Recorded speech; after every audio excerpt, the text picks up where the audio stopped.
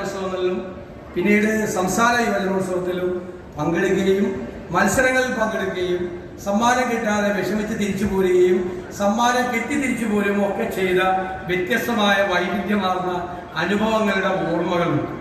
ഓരോ വർഷം കഴിയുന്നതോറും നമ്മുടെ യുവജനോത്സവം വലിയൊരു കലോത്സവമായി എന്നും ഓർത്തിരിക്കാൻ പറ്റുന്ന, കുട്ടികളുടെ ഹൃദയത്തിൽ സൂക്ഷിച്ചു വയ്ക്കാൻ പറ്റുന്ന ഒരു വലിയ അനുഭവമായി മാറുകയാണ്. ഞാൻ ഈ വേദിയിൽ ഇരുന്നപ്പോൾ ഈ സദസ്സിലേക്ക് നോക്കി. എന്തൊരു ക്രീമായിട്ടുള്ള കുട്ടികളാണ് ഇവിടെ എല്ലാവരും വന്നു ചേർന്നിരിക്കുന്നത്. ഇവരെല്ലാം നമ്മുടെ കേരളത്തിൻ്റെ എല്ലാ സ്വപ്നവും, നമ്മുടെ എല്ലാ സ്വപ്നങ്ങളെയും യാഥാർത്ഥ്യമാക്കാൻ കരുത്തുള്ളവരാണ്. ഞാൻ പറയും ഡെമോഗ്രാഫിക് ഡിവിഡൻഡാണ്.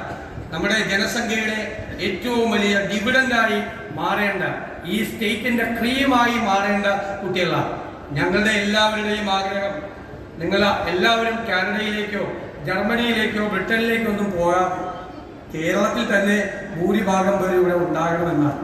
ഈ വേദിയിലിരിക്കുന്ന ഞങ്ങൾ എല്ലാവരും അതിന് ഉത്തരവാദികളാണ്. നിങ്ങൾ പോകുന്നതിന്, നിങ്ങളെ പോകാതെ ഈ കേരളത്തിൽ നിർത്തിയാൽ നമ്മുടെ ഈ സംസ്ഥാനത്തെ എവിടെയെല്ലാം നമുക്ക് കൊണ്ടുചെന്ന് എത്തിക്കാൻ കഴിയും എന്നത് യാതൊരു സംശയവുമുള്ള ഒരു കാര്യമല്ല.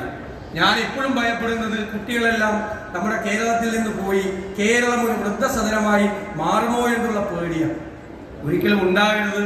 എല്ലാവരും ചേർന്ന് നമ്മൾ തീരുമാനമെടുത്താൽ നമ്മുടെ കേരളത്തെ മാറ്റിമറിക്കാൻ നമുക്ക് കഴിയും. അതിനുള്ള ഒരു കരുത്തുറ്റ ഒരു യുവത്വമാണ് കേരളത്തിൽ വളർന്നു വരുന്നത്. അവരാണ് വ്യത്യസ്തമായ കഴിവുകളുള്ള, നന്നായി പഠിക്കുന്ന മിടുമിടുക്കന്മാരുടെയും മിടുമിടുക്കികളുടെയും ഒരു കൂട്ടമാണ്.